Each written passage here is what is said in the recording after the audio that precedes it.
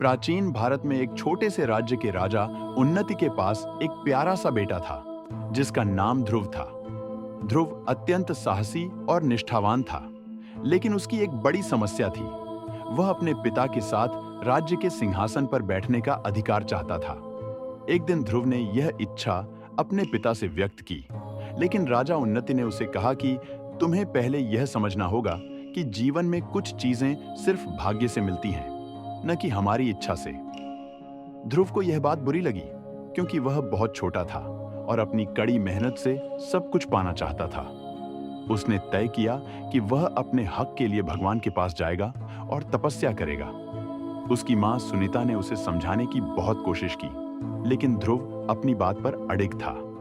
उसने घर छोड़ने का निर्णय लिया और हिमालय की ओर चल पड़ा। ध्रुव ने हिमालय में एक निर्जन स्थान पर पहुंचकर अपनी तपस्या शुरू कर दी।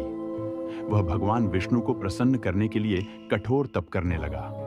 वह एक पत्ते पर सोता, जल ग्रहण करता और दिन रात भगवान विष्णु का नाम लेता। उसकी तपस्या इतनी कठिन थी कि आकाश से देवता और अर्श भी उसे देखने आते थे, लेकिन वह न कुछ खाता और न कुछ पीता।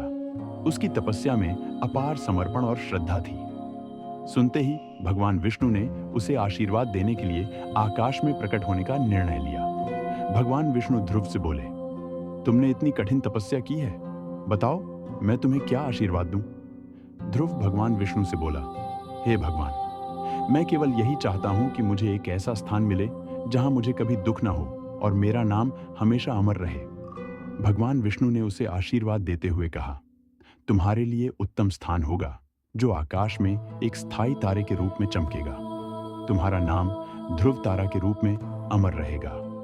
भगवान के आशीर्वाद से ध्रुव स्वामी का जीवन बदल गया।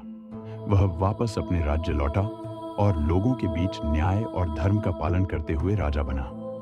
उसकी तपस्या और समर्पण की कहानी आज भी लोगों के दिलों में बसी हुई है।